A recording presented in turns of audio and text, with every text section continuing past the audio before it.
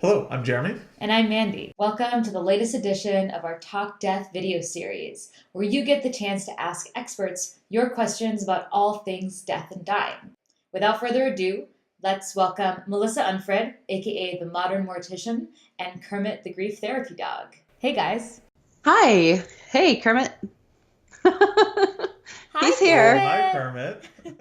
By now, we're all aware of the events that took place in Parkland, Florida, and I know that you're currently in Florida and that you were visiting Parkland. What were your experiences like with Kermit there?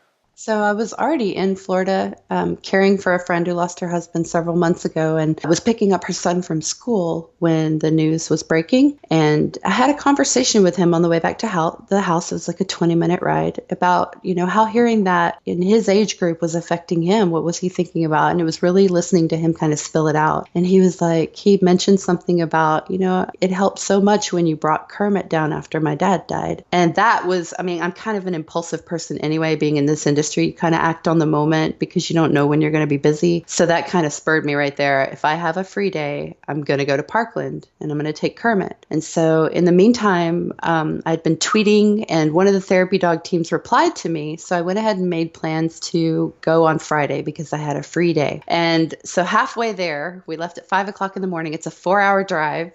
Halfway there, I wasn't getting anything back from this therapy dog team. And I'm like, well, we're still going to go. A friend of mine from Orlando had driven in to drive with me so I wouldn't be alone, and looked up online as to where some of the gathering places were. And I decided to go to the Parkland Rec Center, which was outdoors. It was a place that Kermit could be without me acting as a therapy dog team. We could just go and pay our respects to the community. I also wanted to show it to my Instagram followers. On my Instagram story, they get to see a lot of the behind the scenes of what I do as a mortician. So being in the area, was ready to share that experience with them as well. It was very solemn, very, very quiet, very reflective. And after we walked through the field and visited with some folks that were there, we sat down under some trees and things just happened naturally as they do with Kermit. I had his vest on for that so people could ask if they could pet him. And they started to approach us. And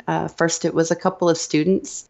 I didn't ask them, were you there? I didn't ask them, how are you feeling? They just wanted to talk about Kermit and kind of decompress. And amongst themselves, they were talking about their plans to go to their friends' funerals. I didn't engage in any of the conversation with them. I was just there to keep Kermit company, as the handler ends up doing.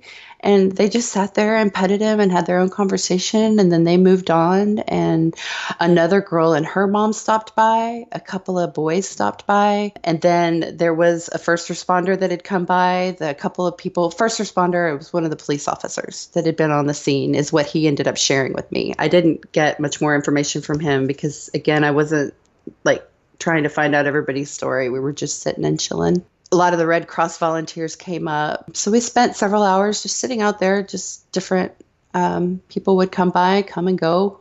And then we took the 4-hour drive back home. Yeah, that's great that you were able to be there with Kermit for those who needed it. Yeah, thanks for sharing. That was something, since we were already in Florida and I had that day that came free, I felt it was serendipitous. I guess you could say that it was just meant for us to go there. We haven't done anything like that before, but hopefully, we won't have more tragedies like that in Texas. But if we do, it'd be nice if we could go and be there because it was very meaningful.